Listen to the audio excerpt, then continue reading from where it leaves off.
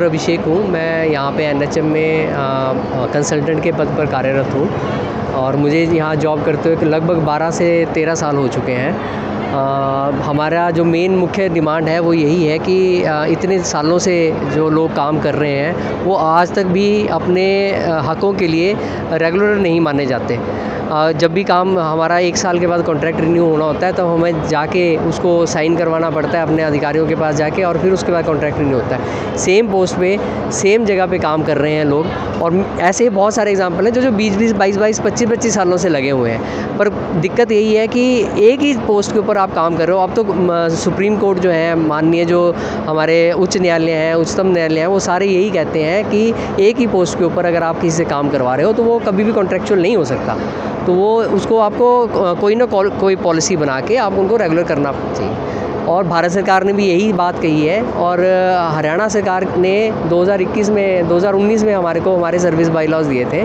उसमें भी हमने आंदोलन किया था। आंदोलन के बाद हमारे को सेवा नियम हमारे को प्राप्त हुए थे, जिसमें हमें 6th पे कमीशन के अनुसार हमारे को सैलरी जो है वो मिलनी स्टार्ट हो गई थी। आप ये बिलीव नहीं करेंगे कि एक स्टाफ नर्स जो थी, जो कि 12 या 13 हज़ार पे काम करती थी, ये बाईलॉज लगने से पहले, बाईलॉज लगने के बाद 6 CPC में आने पे उनको उनके जो ये सैलरी थी उसमें बहुत ज़्यादा इजाफा हुआ। अब क्या है कि अब 2024 में आके जो हरियाणा सरकार के वित्त विभाग में क्या हुआ है, क्या नहीं हुआ, हमें नहीं पता। वो कह रहे हैं कि इसको वापस किया जाए और सारा का सारा जो 6 का बेनिफिट दिया है, सर्विस बाईलॉज का बेनिफिट दिया है, उसको फ्रीज़ कर दिया जाए। तो उसकी वजह से सर हमारे को थोड़ी सी रिजेंटमेंट है। दूसरा ये कि मणिपुर है, आसाम है, उड़ीसा है, महाराष्ट्र है, यहाँ पर पॉलिसी बना के एनएचएम कर्मचारियों के लिए एक स्पेशल पॉलिसी बना के उनको रेगुलराइजेशन भी करी गई है। तो हमारी सरकार हमारे बारे में नहीं सोच रही, इसलिए हम जो है ये थोड़ी सी एजिटेशन जो है वो हम कर रहे हैं।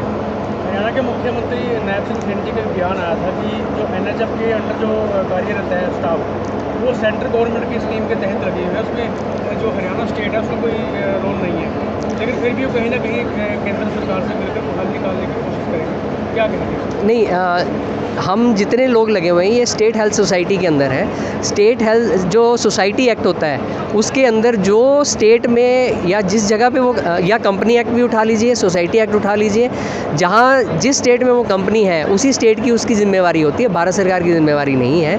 इसके अलावा भारत सरकार ने बार गाइडलाइंस भेजी हैं। जो पहला MOU साइन हुआ था, उसके बाद जो 2012 में भी उन्होंने एक लेटर जारी किया था कि जो HR जितना भी रखा गया है, जो भी रिक्रूटमेंट की गई है, वो स्टेट की जिम्मेवारी है। स्टेट पॉलिसी बनाए और उसके बाद उनको जो भी रेगुलराइजेशन करनी है, जो भी उनके लिए आपने बेनिफिट लेके आने, वो स्टेट की जिम्मेवारी। इसके अलावा जो कॉन्स्टिट्यूशन ऑफ इंडिया है, भारत का जो संविधान है, वो भी यही मानता है कि हेल्थ जो है वो स्टेट का सब्जेक्ट है। उसमें कहीं नहीं लिखा कि सेंटर का सब्जेक्ट है। परियोजना जो है वो सेंटर स्टार्ट कर सकता है, लेकिन उसको जो ओन करना है, जो उसकी जिम्मेवारी है, वो स्टेट की है। तो हम नायब सिंह सैनी जी जो हमारे मुख्यमंत्री हैं, माननीय मुख्यमंत्री जी से अपील करते हैं कि सर इस बारे में संज्ञान लीजिए कि वो हमारी हरियाणा की ही जिम्मेवारी, हम लोग हरियाणा के ही वासी हैं, हरियाणा के ही हम काम कर रहे हैं। कोरोना के टाइम में आप बिलीव नहीं करेंगे सर कि सारे के सारे ऑफिस बंद थे।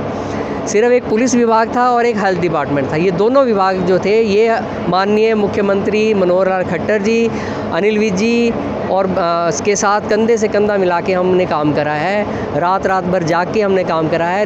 कोरोना लोगों के पास जा के हमने दवाइयाँ दी हैं, उनको पूरी सेवाएं दी हैं। सारा का सारा काम जो है हमारे ही एनएचएम कर्मचारियों ने कंधे से कंधा मिला के सरकार के साथ किया है। शहीद भी हुए हैं, ऐसा नहीं है कि हमने अपनी जान नहीं दी उसके अंदर, हमारे को स्पेशल इंसेंटिव मिला है उसके में, ऐसा कुछ नहीं। बल्कि मुख्यमंत्री जी ने हमारे को घोषणा करी कि जी आपको दुगनी सैलरी दे देंगे। हमने उसके लिए भी हाथ जोड़ के विनती करी कि सर आप जो ये पैसा है ये कोरोना में यूज़ कर लीजिए, कोई दिक्कत नहीं, हमें सैलरी नहीं चाहिए। बल्कि हमने 21 लाख रुपये इकट्ठा करके यूनियन की तरफ से उनको मुख्यमंत्री राहत कोष के अंदर भी दिया था उस टाइम में।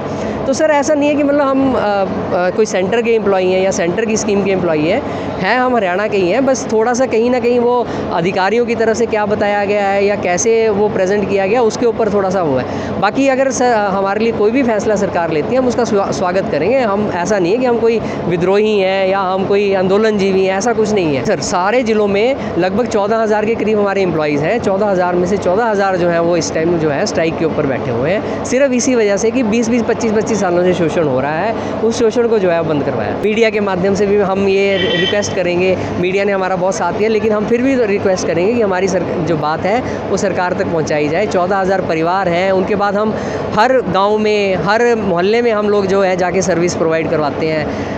बच्चों का टीकाकरण है, माताओं के लिए डिलीवरी की सेवा है, फैमिली प्लानिंग की सर्विसेज हैं, बहुत सारी सर्विसेज जो है हमारे थ्रू की सर प्रभावित हो रहे हैं। उसके लिए हम तहे दिल से खेद हैं, लेकिन हम इसके लिए ऐसा नहीं है कि आज ही बैठे हैं, हम पिछले कम से कम भी 5 साल से ये प्रयास कर रहे हैं और पिछले 2-3 महीने से हम लगातार कोशिश कर रहे हैं कि ये टकराव की स्थिति ना पैदा हो। हमने ऐसा आंदोलन भी करने की कोशिश करी, घेराव करने की भी कोशिश करी, पर कोई समाधान नहीं हुआ। हमने 2-2 घंटे काम भी सस्पेंड रखा, काले बिल्ले लगा के भी काम करा, पर कोई उसका प्रभाव नहीं मिला, इसलिए हमें आखिरी में ये जो फैसला लेना पड़ा। आपके धरने को कितने दिन हो गए? अभी हमारे धरने को 19 दिन हो चुके हैं सर, और अगर ये इसी तरह से चलता रहा, अभी देखिए मैं ये भी बताना चाहूँगा आपके माध्यम से कि हम अभी लोगों ने मुंडन भी करवाया, कर्मचारियों ने, आपको न्यूज़ में भी आया है। आज हम लोग सारे भीख मांग रहे हैं, सड़कों के ऊपर भीख मांगी जा रही है, हम सड़कों पे मार्च निकाल रहे हैं, शांतिपूर्वक मार्च निकालने जा रहे हैं। इसके अलावा 15 तारीख को हम पूरे हरियाणा में एनएचएम कर्मचारी ब्लड डोनेट करने के लिए ब्लड डोनेशन कैंप लगवाएंगे सर। उसके लिए हमने सरकार को भी लिखा है, हमने हमारे माननीय जो महानिदेशक है DGHS सर, उनको भी लिखा है कि हमारे उसके लिए उचित व्यवस्था कर दी जाए। हम कैंप लगा रहे हैं 15 तारीख को। इस बार देश की जो स्वतंत्रता है, हम अपना खून दे के जो है उसको मनाएंगे।